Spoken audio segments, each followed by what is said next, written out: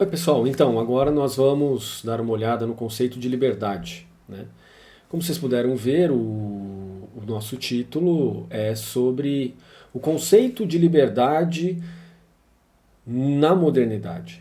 Ou seja, né, como que o liberalismo trata o conceito de liberdade e o que isso implica para o nosso tempo. Como vocês podem ver, esse vídeo ele é direcionado, claro, para o público de pós-graduação em Ciências da Religião, e para o público de graduação de teologia e para o público de graduação em direito, mas isso não exclui as demais áreas que tenham interesses, né? Como por exemplo a administração e assim vai, né? Filosofia e assim vai, né? Então não exclui, né? Mas está direcionado, tá bom? Só para você saber que é necessário fazer delimitações, recortes e é dentro desse escopo que a gente vai fazer. Então começando aqui, a nossa fonte é do Norberto Bobbio. Então, logo, é uma concepção mais italiana da coisa, né? Ok? Então, vamos dar uma olhada aqui para nosso primeiro slide. Não liberdade social. Com relação ao ator B, o ator A não é livre para realizar o ato X, se e somente se B torna impossível para A fazer X, ou se fazer X pode implicar sanções para A. Então nós estamos diante aqui de uma questão de não liberdade. Eu não tenho liberdade quando eu faço algo que implica sanções. Eu não faço algo que é, esbarre na liberdade do outro. Então, não liberdade social significa sempre um respeito em relação ou à lei ou aquilo que ocorre com os outros. Ou seja, né, existe uma questão aqui, a gente pode até dizer de, não é exatamente empatia, mas é uma concepção ligada ao respeito pelo outro. Né? Um respeito que pode ser sancionado ou não pela lei.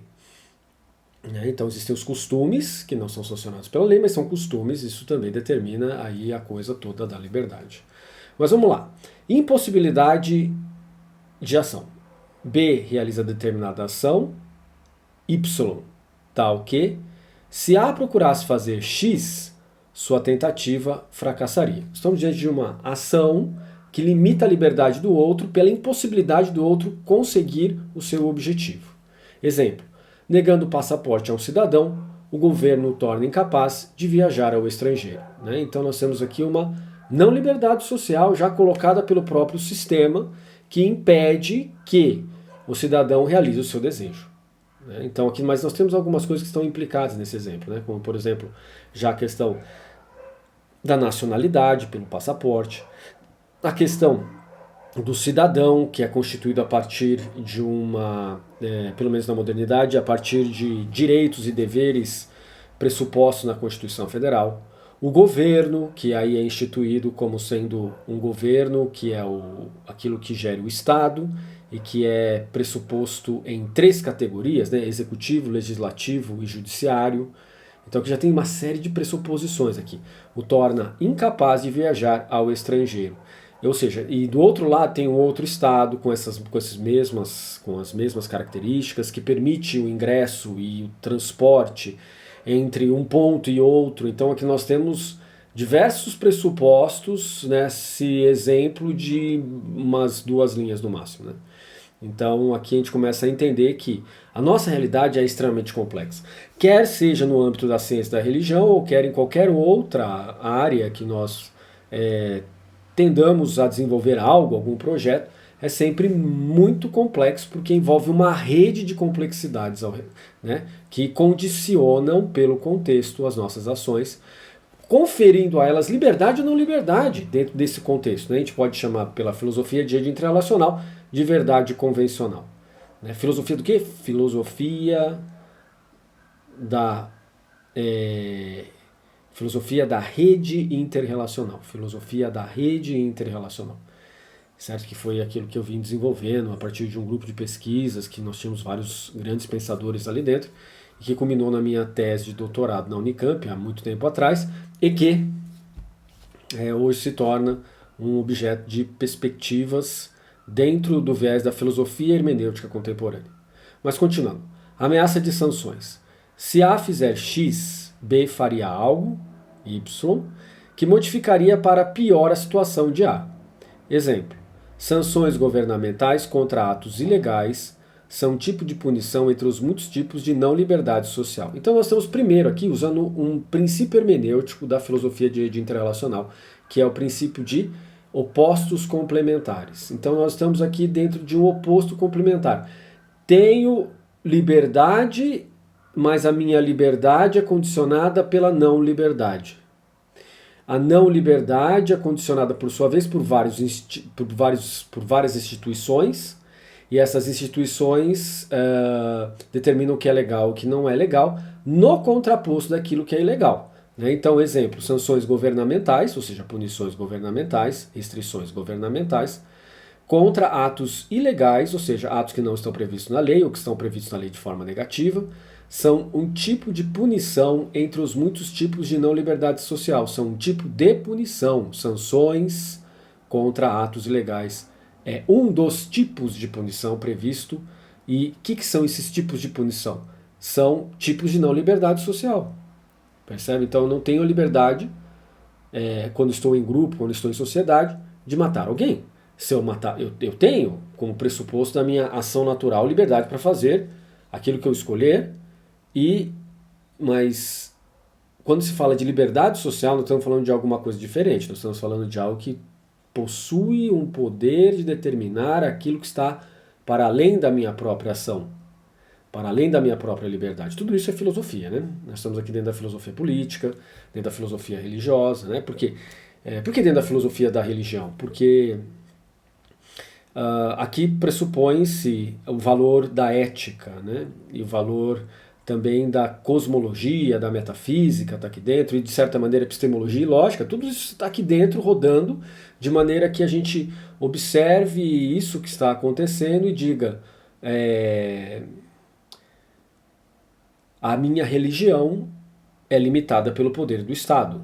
Isso. Agora, nós temos que, na contraposição complementar, o Estado foi criado a partir de vários elementos religiosos, né? Então há sempre uma interdependência entre eles. Nós passamos para o próximo ponto agora. Exemplos concretos. A China comunista é não livre para conquistar Formosa. Como assim? A China comunista é não livre para conquistar Formosa? É o que a gente está assistindo. A China comunista não é livre para conquistar Taiwan. E por que ela não é livre para conquistar Taiwan? Porque existe uma série de forças institucionais que limitam a ação da China. Se a China age, ela recebe, por exemplo, sanções,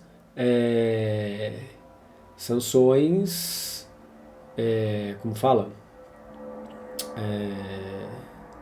Sanções de instituições mesmo, que são sanções econômicas e assim por diante, né?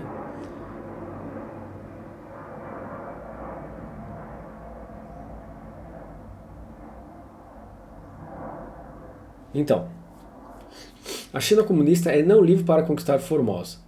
A empresa é não livre para recusar vantagens sindicais. É que, desculpa pela pausa, eu tive que olhar um e-mail aqui de imediato, ele tá ligado a eu fazer parte de uma banca lá na Unicamp, né, uma banca de dissertação de mestrado. Eu acabei de receber aqui uma notificação, que vai ser no dia 17, daqui a 2 dias, né?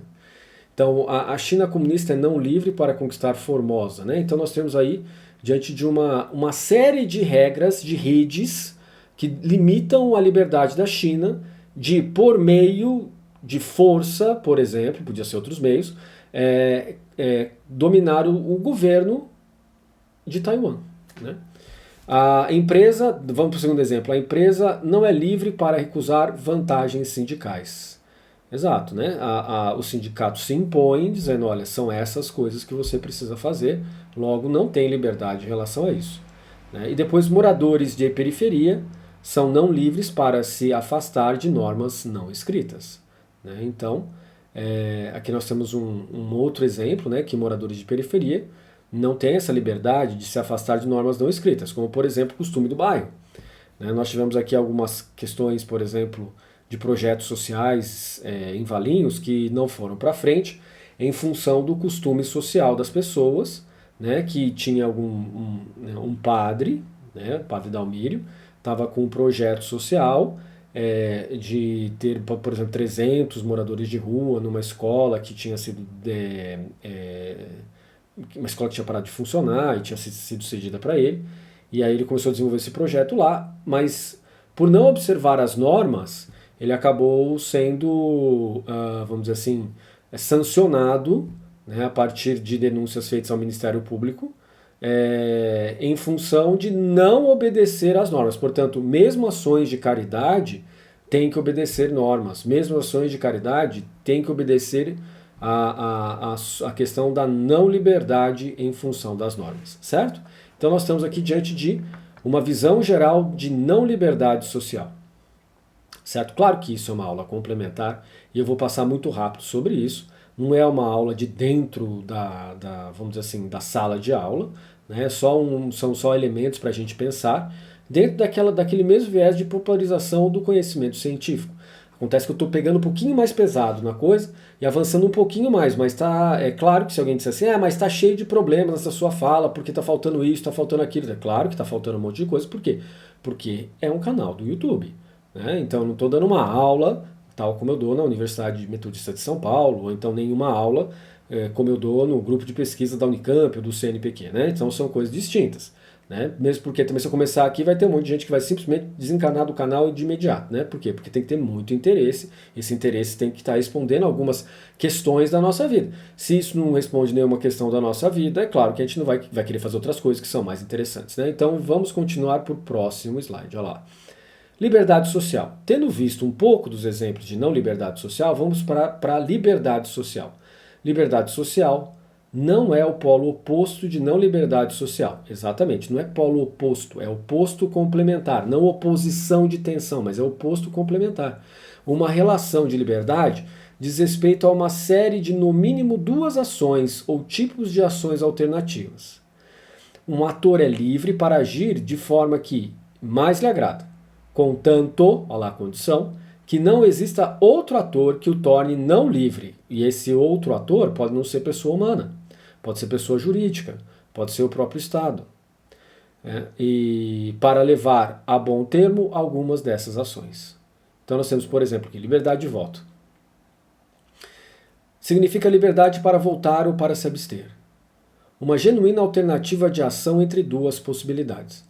É claro que aí a gente vai dizer assim, não, mas voto comum, tá, mas de onde veio o voto? Não sei de onde veio o voto. Então, esse que é o X da questão. De onde veio o voto?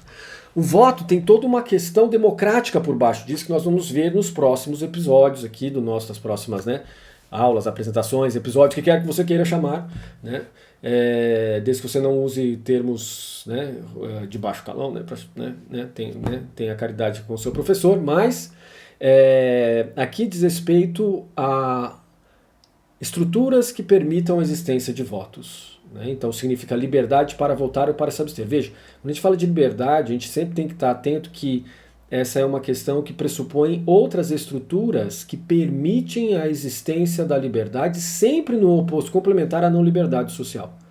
Então, para votar ou para se abster, né? Eu posso votar ou posso apertar lá nulo, ou mesmo posso branco, ou então branco é voto, né? Nulo talvez não. Mas tudo isso na verdade é voto, né? Então não sei se ele quer dizer o para se abster. Abster simplesmente não vai, depois tem que justificar aqui no Brasil, né? O que é ótimo, porque a pessoa precisa ter que ser acostumada a votar, né? Uma genuína alternativa de ação entre duas possibilidades. Uma genuína alternativa de ação entre duas possibilidades. Mas você gosta dessa ideia de voto obrigatório? O voto não tinha que ser igual nos Estados Unidos? De modo que, sendo igual dos Estados Unidos, fosse assim uma coisa bem mais interessante no sentido de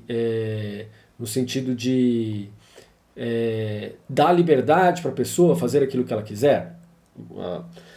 Eu acho que aqui no nosso país a questão do voto ela é muito mais interessante se ela for obrigatória, porque não exime a gente da responsabilidade. Entende? Depois fala, tá vendo? Por isso que eu não voto. Não, por isso que eu não faço isso, por isso que eu não faço aquilo, né? Então eu acho que a questão da obrigatoriedade de voto aqui faz com que todo cidadão se volte para uma questão de ser responsável pelo Estado, né? De modo que, pelo menos em algum momento, tenha um interesse forte pelo nosso Estado, né? Que é um Estado muito bom. Afinal de contas, nós temos o SUS e outros elementos que os demais países do mundo não têm, e o SUS salva muitas vidas. Por isso que ele não pode ser terceirizado, né? Então, para quem acha assim, não, porque tudo que é do Estado não funciona. Não, não. Nós temos modelos aqui de coisas estatais no Brasil que funcionam muito bem, são modelos para o mundo. Um deles é o SUS, né? Tem gente que vai fazer crítica ao SUS e tal, claro, nada é perfeito, mas mesmo assim, salva um monte de vida, e não só vida no nosso país, como vem gente de fora. Vem gente de fora do país para se tratar aqui, e nós, como temos o nosso fundamento, uma filosofia cristã política, nós fazemos caridade para as pessoas, ainda que saia do nosso bolso, porque afinal de contas são pessoas doentes que nós tratamos aqui, e que são, por exemplo, dos Estados Unidos, da Inglaterra, e da França, da Itália, de Portugal, que vem para cá, entra no SUS, e aí é tratado a dispêndio dos nossos impostos pagos, né? Então a gente pode reclamar o que quiser, mas é verdade que a gente está salvando muitas vidas por meio do SUS, né? Então, claro que, como eu disse, precisa de muitos níveis aí de melhorias, mas a gente não pode chegar ao ponto de dizer que isso não presta, isso é impossível, né? Então, liberdade de difusão da verdade significa paradoxalmente não liberdade para a difusão de opiniões consideradas erradas. O NOB encobre uma restrição, né? Então, liberdade de difusão da verdade significa, de maneira contraditória, paradoxal, não liberdade para a difusão de opiniões consideradas erradas. O NOB encobre uma restrição. Então, aquilo que é verdade, aquilo que é mentira, eu posso sair em total liberdade falando tudo que eu quiser aqui no nosso país? Não pode. Você esbarra no Código Penal, por exemplo.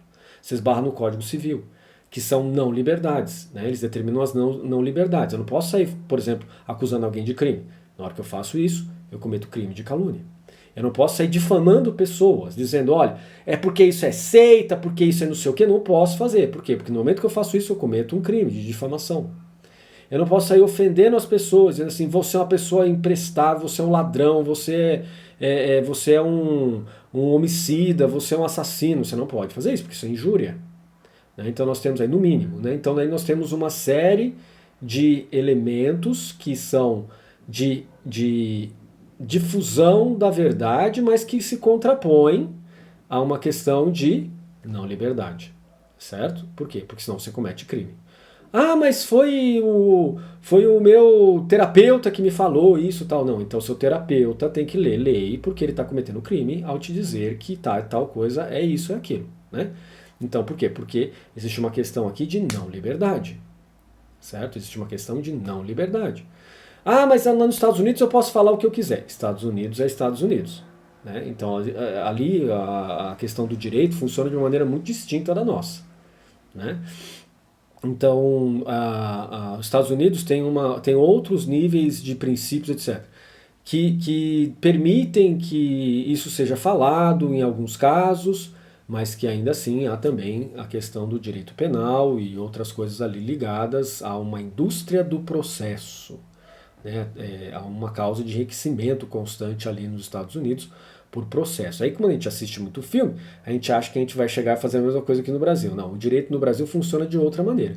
Ah, mas porque o Brasil tem que ser igual aos Estados Unidos, etc. Não, porque o contexto cultural brasileiro é muito distinto dos Estados Unidos, né? Quem fala isso é porque não estudou muito história para saber. Por exemplo, que morreram 6 milhões de índios e 12 milhões de afrodescendentes e africanos escravizados aqui no nosso país, né? 12 milhões ao longo de 300 anos. É muita gente. É só a gente pensar na pandemia que morreu 700 mil. O que são 12 milhões? Né? Então, isso porque estou jogando para baixo, porque hoje já se fala do dobro disso, né? Então, essas composições são todas muito distintas de outros lugares, né? O tipo de colonização que nós passamos, os tipos de governo que nós tivemos. O modelo norte-americano vai começar a entrar no nosso país só com Dom Pedro II. Então, o pessoal que foi falando muito dos Estados Unidos, disso, daquilo, aquele outro, não é bem assim. Nós temos que notar aquilo que ocorre no nosso país primeiro, antes de adotar os modelos que vêm dos Estados Unidos, né?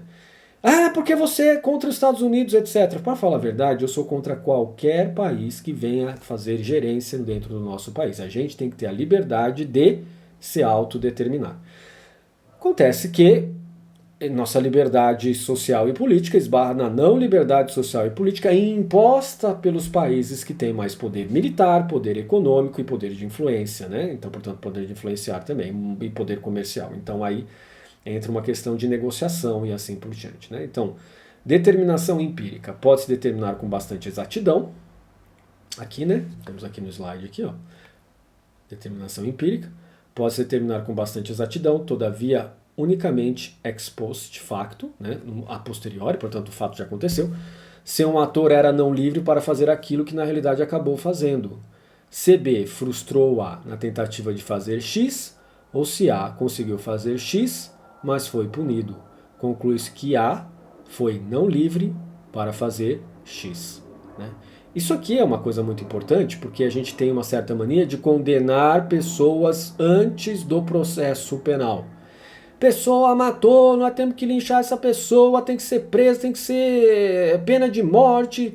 Pera, mas quem disse que foi isso mesmo? Só porque a mídia noticiou que é, então é? Só porque... Mas claro que é, porque eu vi... Você viu o quê? Você viu uma narração de um fato a partir de um jornalista que tem a ideia de vender a sua matéria para o seu canal, para conseguir patrocinadores, né? Claro que todo jornalista tem um juramento de cumprir com a verdade, mas a verdade, nesse caso, é sempre uma verdade convencional, é sempre contextual. Né? Então ele vai apresentar aquilo que está sendo dito. E eu nunca vi jornalista condenando alguém, a não ser apresentadores de televisão. Né? Agora, jornalista sério mesmo, pessoas que são profissionais da comunicação, eles não fazem.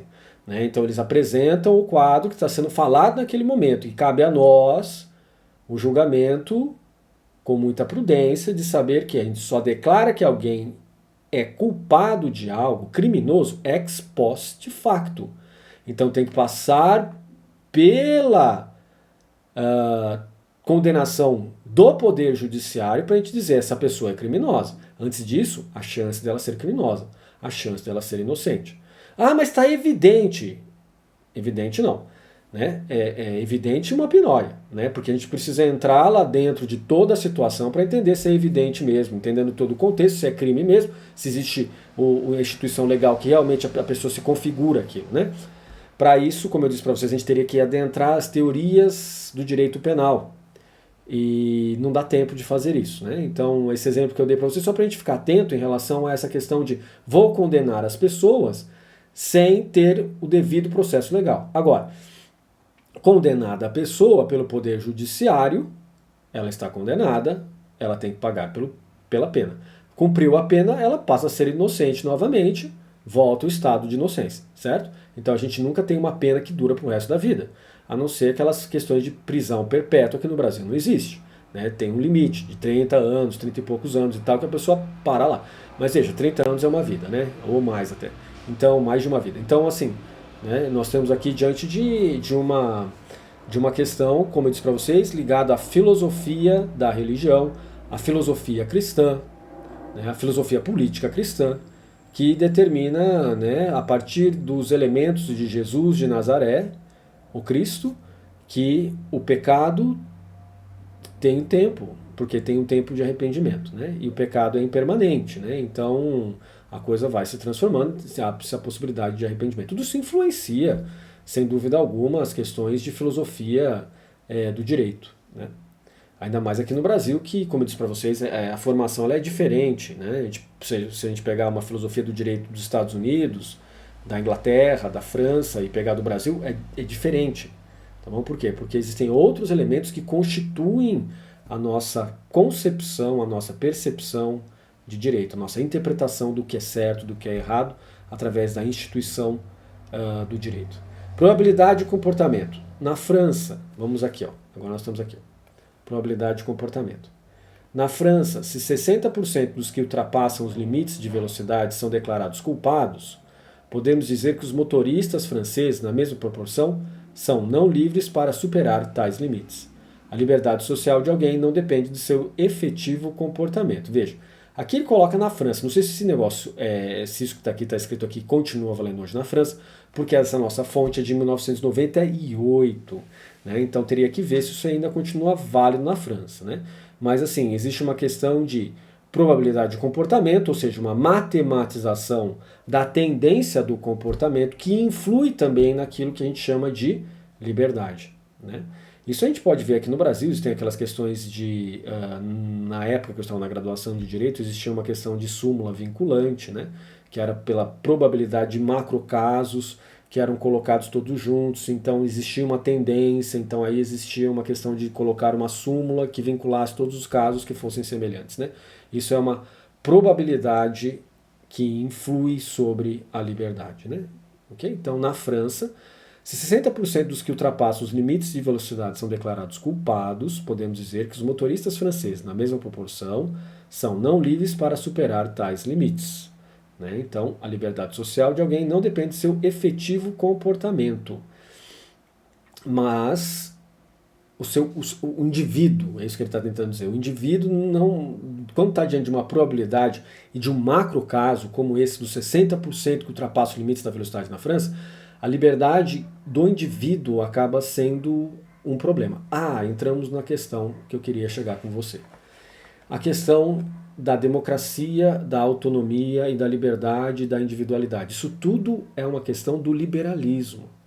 Está atrelado ao liberalismo, né? Um movimento político, econômico que começa a surgir na Inglaterra no século XVIII e que influencia essas questões todas e que, assim, como se fosse um rio que desemboca num grande lago, que seria aí a questão da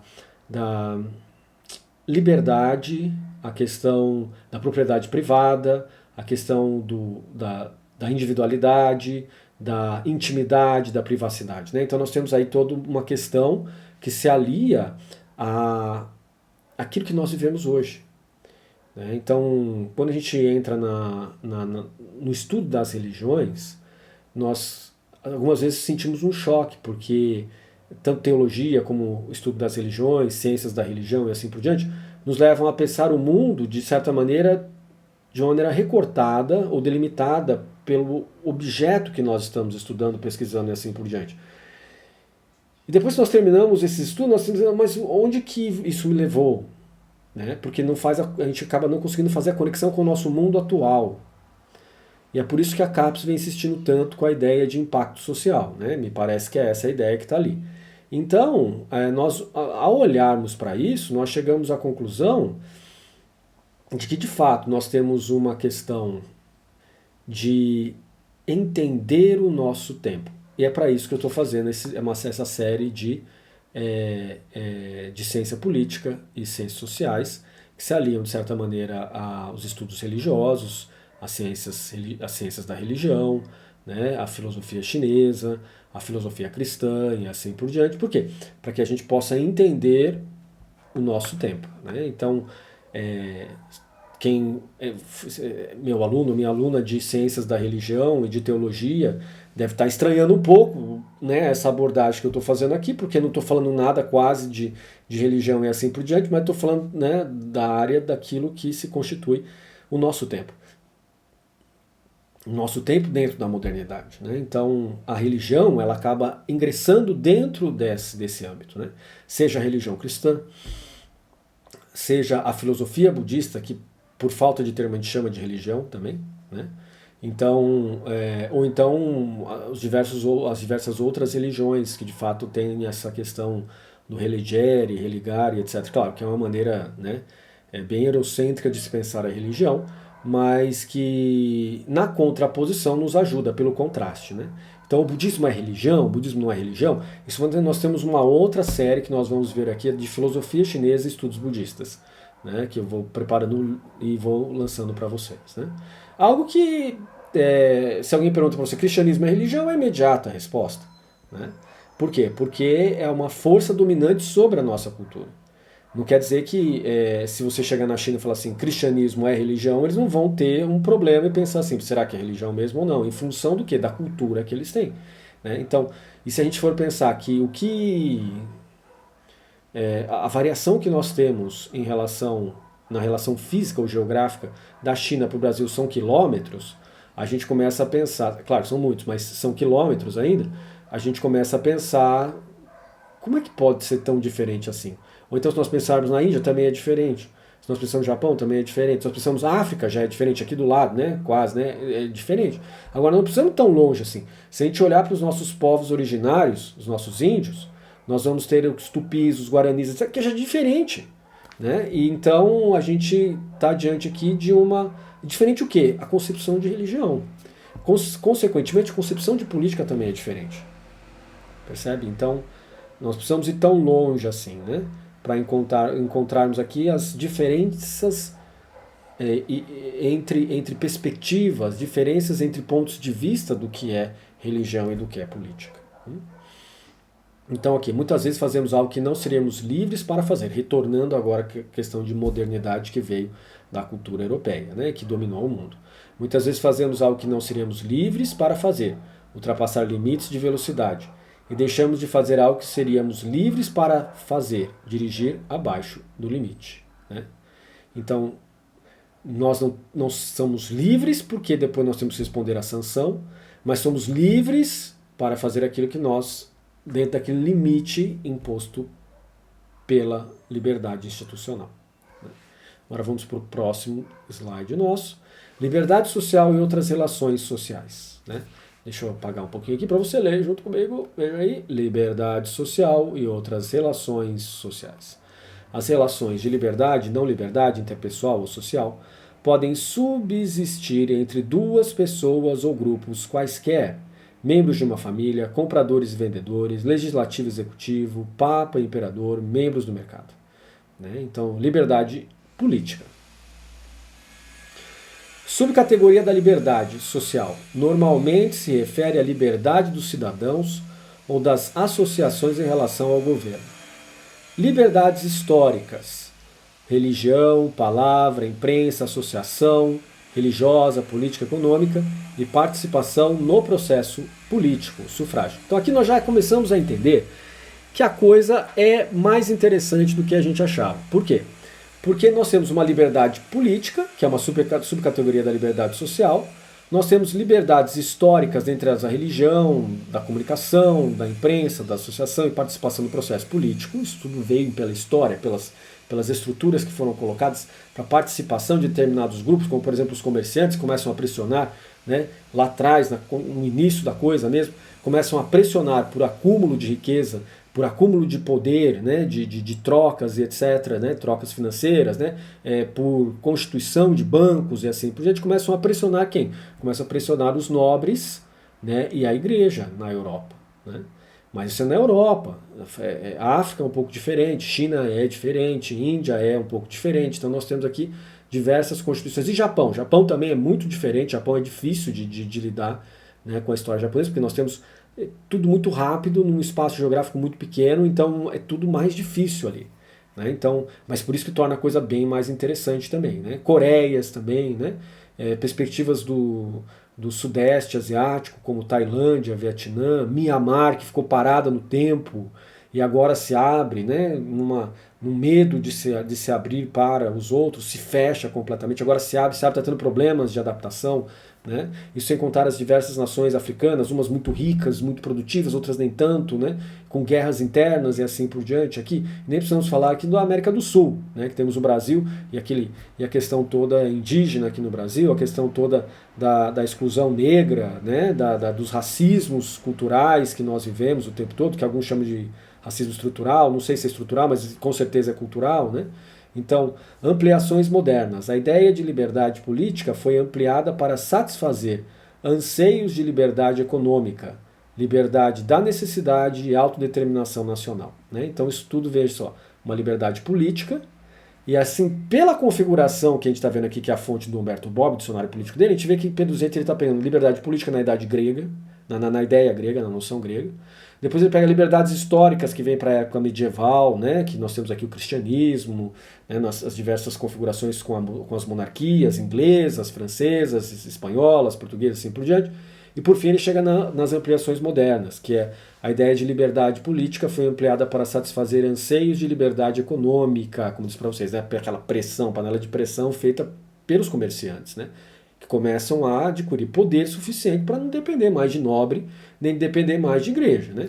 Liberdade da necessidade e autodeterminação nacional, liberdade da necessidade, né, que nós temos aqui de novo nessa questão do comércio, de ampliações de mercado, né, e autodeterminação nacional, quando isso se torna já dentro da questão de constituições federais, né, de movimentos estatais mesmo, que se expandem para adquirir maior influência, né, e aí começamos os períodos das guerras mundiais, né. Vamos continuar agora para o próximo. Liberdade, poder e controle. Não liberdade social é poder ou controle. São categorias. Não liberdade social e poder ou controle são categorias que se sobrepõem, mas não são idênticas.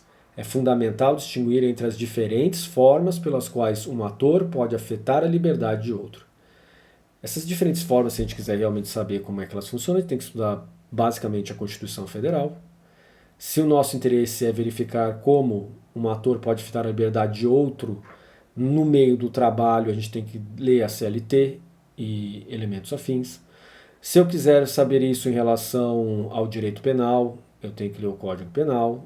Se for em relação à sociedade civil, eu tenho que ler o Código Civil e assim por diante, né? Então aí nós percebemos que a liberdade não é uma questão do o que eu acho que é a liberdade, então vou agir de maneira livre. Não. Quando a gente está em sociedade, o que determina são as regras, as instituições que dizem para você o que você pode fazer, até onde você pode fazer, quais as condutas sociais aceitáveis em função de um elemento muito específico que é a paz social, né? Então, essa paz social é o equilíbrio social, e esse equilíbrio social tem a ver com um ator social chamado Estado, que é posto, pelo menos aqui no Brasil, como sendo um elemento central na regulação de poder e no bem-estar social. Portanto, quando a gente paga por coisas boas também, né? Não é tudo corrupção, tudo ruim, muito pelo contrário, né? Nós temos aí, por exemplo, o SUS. Nós pagamos tributo, mas muita gente está sendo tratada pelo SUS. Eu não gosto porque não tem aquele meu remédio específico. Eu sei, como eu disse para vocês, tem muita coisa para ser melhorada ainda, mas tudo isso pressupõe investimento, né? E nós temos aí uma boa fonte de investimento. Claro que, se a gente for pensar em IPVA e coisas assim, se esse tributo for para a área de saúde, nós estamos bem. Agora, pelo princípio de liberdade de deslocamento de funções, né? de funções não, de liberdade de recursos financeiros que a administração pública dispõe, não necessariamente aquilo que nós pagamos de tributo vai para o SUS, né? Por quê? Porque há uma liberdade, uma discricionariedade da administração pública em relação às nossas finanças, né? Em relação ao Tribunal de Contas da União e etc, né? Então aí nós temos que entender, né? E nós vamos começar a entender isso ao longo dos nossos processos aqui de vídeos, né? Se Deus quiser, nós vamos conseguir, né? Como que funciona esse processo de freios e contrapesos proposto lá por Montesquieu, que vem sendo aperfeiçoado para a gente entender o nosso tempo. Então, liberdade, poder e controle, né? Nós estamos vendo aqui, né? Então, as formas pelas quais um ator pode afetar a liberdade de outro, a gente tem que ler, a gente tem que estudar, não tem jeito. Eu não quero, não gosto, prefiro ficar assistindo YouTube, videozinhos, quero ficar vendo minha novela, esse negócio de ficar estudando isso, aquele outro, isso aqui não serve para mim, etc. Bom, aí você está vivendo à margem da sociedade, né? E vivendo à margem da sociedade, sendo levado pelo fluxo, você deixa de ser um ator consciente da sua própria existência. Sendo assim, não reclame quando as coisas atingirem você. Por quê? Porque você não está agindo, né? Existe um adágio no direito que a gente chama assim, o direito não socorre aqueles que dormem, né? E existe um outro, né, para ficar mais fácil, que chama assim, camarão que dorme na praia, a água leva, né? Então a gente fica esperto para não dormir, né? Então o que é não dormir? Não deixar de ter interesse por essas coisas. A gente tem que ter interesse e tem que estar vendo e verificando e pensando a respeito, né? E tem que pegar gosto pela coisa, né? Se não pegar gosto pela coisa, realmente vai preferir ficar na novela. Nada contra a novela. Se quiser pegar a novela faz parte da cultura brasileira. Como é que você vai tirar a novela da cultura brasileira? Vai substituir pelo quê? Só se for pro futebol na Copa do Mundo, né? Ou então, para algumas pessoas, jogo de futebol diariamente. Mas não dá para tirar isso, né? Certo? A novela faz parte. Mas faz parte também se interessar pelo nosso país, né? Pelas questões aqui que estão no debate central. É só olhar a TV Senado, por exemplo, que você vai ver muita coisa, né? Congresso Nacional e outros lugares, você começa a ver muita coisa, né? TV Justiça também vai ver muita coisa, tem muita coisa aqui no Brasil que é diferenciada em relação aos outros países, que permite que a gente acompanhe de perto as coisas, né? O Congresso dos Estados Unidos é livre para legislar à vontade em relação ao presidente, na medida em que este opte por não exercer seu direito de veto, como aqui no Brasil. Afirmar que numa sociedade é respeitada a liberdade da expressão significa fazer referência a complexas relações de liberdade, não liberdade e poder entre seus membros e o governo. Percebe aqui? Então tem o liberdade, não liberdade, estudado por instituições, né? Instituições que são as leis, né? Que são as portarias, que são os decretos, a gente tem que prestar atenção em tudo isso, e poder entre seus membros e o governo. Aqui entra a questão política, né? As questões ali que estão rolando diariamente no Senado, na Câmara dos Deputados, aí na sua cidade, na Câmara dos Vereadores, né? Em nível de Estado, nos deputados estaduais, tudo está rodando o tempo todo, a gente tem que estar atento. Mas não tenho tempo para isso. Eu fico cansado, eu trabalho o dia inteiro, eu chego em casa e não tenho tempo para fazer. Então, isso é um outro ponto que a gente tem que abordar, que chama-se aceleração da modernidade, né? E, de certa maneira, uma super especialização de áreas que não me permite ver outras, né? Existe aí uma questão de um afastamento, distanciamento, que a gente chama de alienação, né? Estar isolado, né? Afastado dessas questões mais políticas que são essenciais para a nossa vida, né? Então, mas tem jeito de resolver? Eu acho que tem. A gente vai estudar isso nas próximas aulas, né? Continuando aqui. Liberdade legal e democracia. Existem liberdades sociais protegidas por direitos legalmente definidos e pelos deveres correspondentes. É preciso distinguir entre conceitos referentes ao comportamento efetivo e ao direito. Liberdade social versus liberdade legal. Tá vendo? A gente começou a funilar. Era super amplo, super difícil de notar a coisa, agora começou a funilar. E é aqui que a gente começa a entender bem a questão, né? Então, liberdade social versus liberdade legal. O motorista que ultrapassou os limites de velocidade sem ser descoberto foi, em sentido comportamental, livre para fazê-lo naquela circunstância, embora não tivesse nenhum direito legal. O que no meio da teologia as pessoas chamam de livre-arbítrio. E aqui a gente está aprendendo que na modernidade, no nosso tempo, a gente chama isso de liberdade comportamental, né? Na França, 40% dos motoristas que ultrapassam os limites não são multados, são socialmente, porém não legalmente livres para fazê-lo. Então, quer dizer, né, nós temos a questão, né, de um governo que tem a lei, mas ele fala, nós não vamos aplicar essa lei. Como eu disse, eu não sei se está assim ainda na França, eu não arriscaria. Se você for na França, melhor não fazer isso, mas está dizendo que não é multado, né, em 98 pelo menos, né, no período da edição desse dicionário de política que a gente está usando. Então, não. Mas, legalmente, a instituição está lá, né? Então o governo tem o direito de dizer não, né? Isso é um certo eco lá da monarquia, em que o rei tinha o direito de perdoar dívidas, de perdoar a questão de pena de morte, né? E aqui tem a questão da discricionariedade, de novo, do poder público, de dizer o que deve ser feito como punição e de que não deve ser como punição. É claro que aqui nós estamos diante de uma complexidade enorme, porque uma das coisas que provavelmente está por baixo disso são moções colocadas dentro do sistema legal francês de grupos que fazem pressão para não serem multados. Pode ser de montadora de carro, pode ser de grupos interessados para não serem multados. Quem sabe, teria que estudar para ver o que é, né? Democracia, igualdade e liberdades, né? Num tipo ideal de ditadura, quem governa tem liberdade sem limites em relação a seus súditos, né? Então aí é que está uma das características da ditadura, que nós vamos ver aqui também. Que afinal de contas aqui uma das discussões que nós não nem tem para todo lado aqui no Brasil é se teve ditadura militar ou não. Então nós temos que entender, primeiro ponto, ditadura, certo? O que é uma ditadura? O militar aqui tanto faz. Pode ser militar, podia ser de outra coisa, mas o que é uma ditadura? Então está dando uma pequena pista. Quem governa tem liberdade sem limites em relação aos seus súditos. Numa democracia, as liberdades e as não liberdades são colocadas de maneira mais igual entre os vários escalões do governo, entre o governo e os governados, entre maioria e minoria.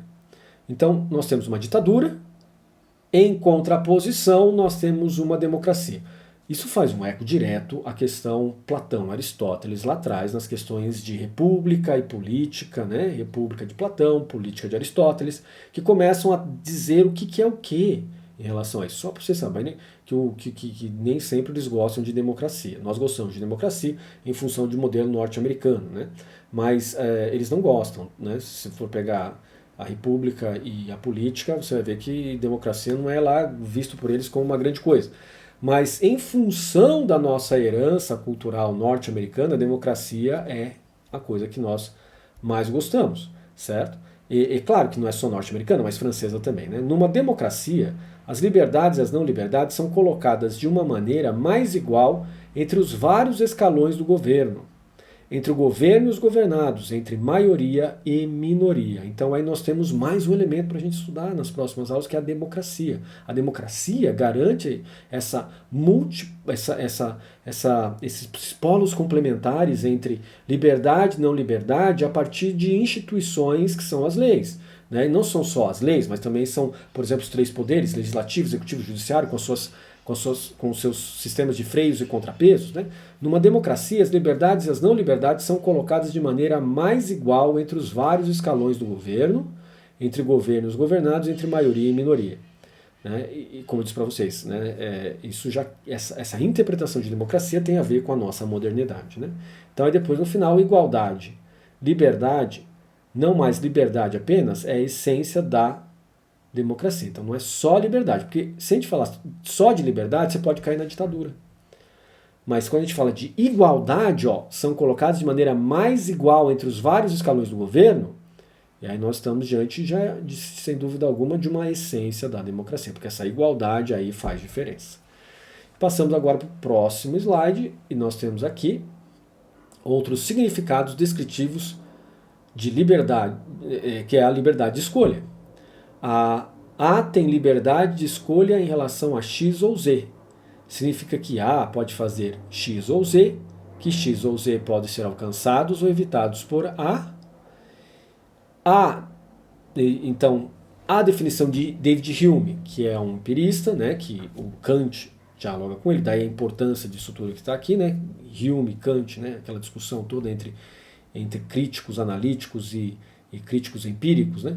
O poder para agir ou não agir conforme a determinação da liberdade é característica desta situação. Então, o poder para agir ou não agir conforme a determinação da liberdade é característica dessa situação. Então, liberdade de escolha é diferente de liberdade social. Então, veja, a incapacidade de A para fazer X implica não liberdade social, somente se causada por outro agente B. O desemprego em recessão é a ausência de liberdade de escolha, não de liberdade social, a menos que a exceção tenha relação causal com política governamental. Então aqui entra toda uma questão complexa entre recessão, desemprego, economia, né? A liberdade social determinada pelo Estado ou não determinada pelo Estado, mas por uma política estatal que afetou o mercado de trabalho e tirou o emprego das pessoas. Então isso aqui é todo um nível de complexidade, uma discussão gigante entre liberdade de escolha e liberdade social. Depois, paradoxo da ponte. Todos são socialmente livres para dormir debaixo da ponte, ou na própria casa, incluindo os que não têm casa, que não têm liberdade de escolha no assunto. Nessa circunstância, o ator considera as possibilidades que lhe faltam, não a liberdade que tem. Certo? Então, veja, vamos tentar ler disso com um pouco mais de calma. Paradoxo da ponte. Todos são socialmente livres para dormir debaixo da ponte. Claro, todo mundo é livre. Quero sair da minha casa, quero dormir debaixo da ponte. Sou livre? Sou. Consequência disso pode ser várias, mas sou livre.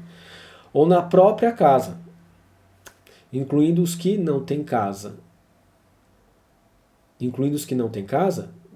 Então aí fica uma pergunta, né? Então, os que não têm casa têm liberdade para dormir na casa que não tem? Né? Então, na verdade, porque não tem casa, não tem liberdade de escolha no assunto.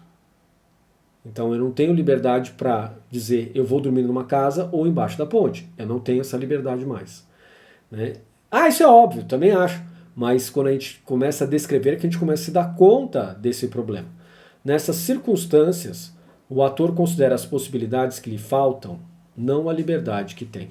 Né? Então o ator considera as possibilidades que lhe faltam, não a liberdade que tem. Ou seja, existe uma dinâmica de mútua determinação, de interdependência entre possibilidades efetivas e liberdade de escolha. Então ninguém pode dizer que tem a liberdade de não ter uma doença que já está desenvolvida. Então eu tenho a liberdade de não ter essa doença. Não, você não tem, né? Então a questão da liberdade aqui se torna uma questão bem assim, uma questão bem complexa, né? Uma questão bem complexa em função de, no plano da imaginação, da nossa fantasia, a gente é capaz de tudo, mas naquilo que diz respeito ao paradoxo da possibilidade versus a liberdade, a gente não tem essa liberdade total que a gente imagina que tem. Depois, 3. Livre-arbítrio e determinismo. Os não deterministas sustentam que os seres humanos possuem livre-arbítrio na medida em que têm liberdade de escolha. Os deterministas podem negar o livre-arbítrio e afirmar que os homens têm liberdade de escolha. A possibilidade de A fazer X ou Z não elimina a explicação causal da escolha efetiva. Então, aqui nós temos os não deterministas e os deterministas. Os não deterministas, eles sustentam que o livre-arbítrio é um dom natural, veio pela lei natural e que se sustenta no tempo e que não há nada além desse livre-arbítrio que foi dado como dom de Deus. Deus não é político, não, muito pelo contrário. Não. Quando a gente pensa dessa maneira, a gente reduz o que é Deus.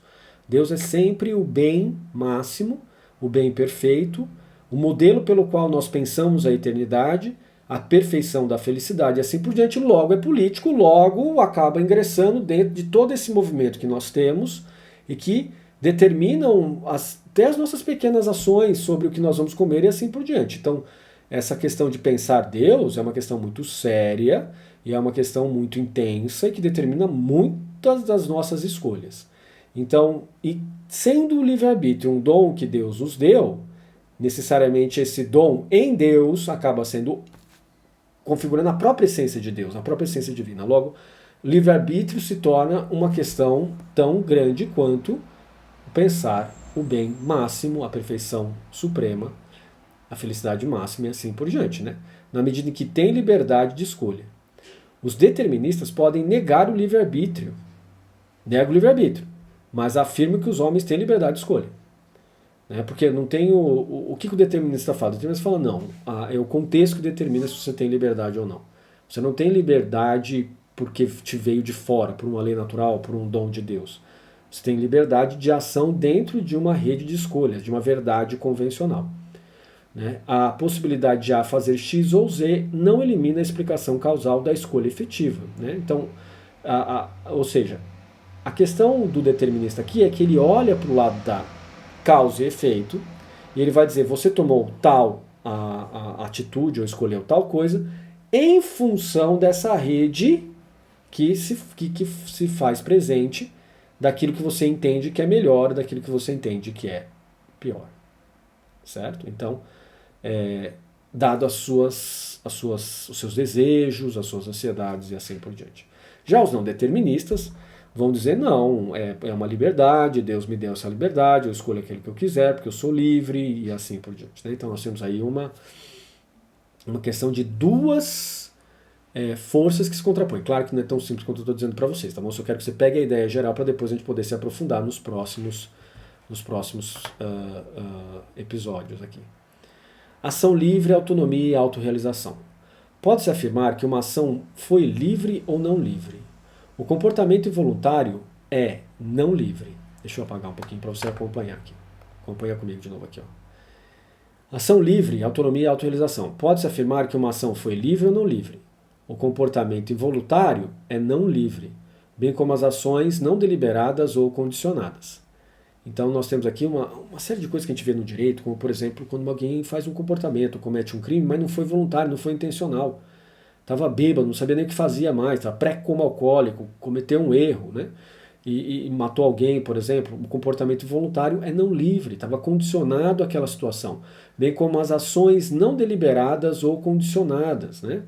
As ações voluntárias são livres, a não ser que tenhamos o medo ou a sanção como motivação. Né? O medo ou a sanção, o medo é ser obrigado a fazer a coisa senão eu te dou um tiro, por exemplo, né? Ou a sanção como motivação. Né? Pressupõe-se, por exemplo, vamos supor que a gente estivesse num país onde nós tivéssemos A pena de morte, que não é aquela que nós temos aqui no Brasil, que é por capitulação do exército em estado de guerra, né? Nós temos pena de morte aqui no Brasil, viu? Essa é a questão. Que desistiu, não quero entrar no fronte de batalha, vou recuar porque eu não quero morrer pela pátria na hora que eu vou lutar pela pátria. Você recuou disso, você vai tomar pena de morte, você vai morrer de qualquer jeito, entende? Então, ou sanção como motivação. Então, essa sanção motiva o cara, vou pra frente, vou lutar, porque de qualquer jeito, se eu recuo, eu morro. Se eu vou pra frente, tenho chance de não morrer. Então eu vou, entende? Então aí isso não é... As ações voluntárias são livres, a não ser que tenham medo ou sanção como motivação, né? Então, nesse caso, o soldado não tem liberdade? Não, é uma ação não livre, né? Ação coagida.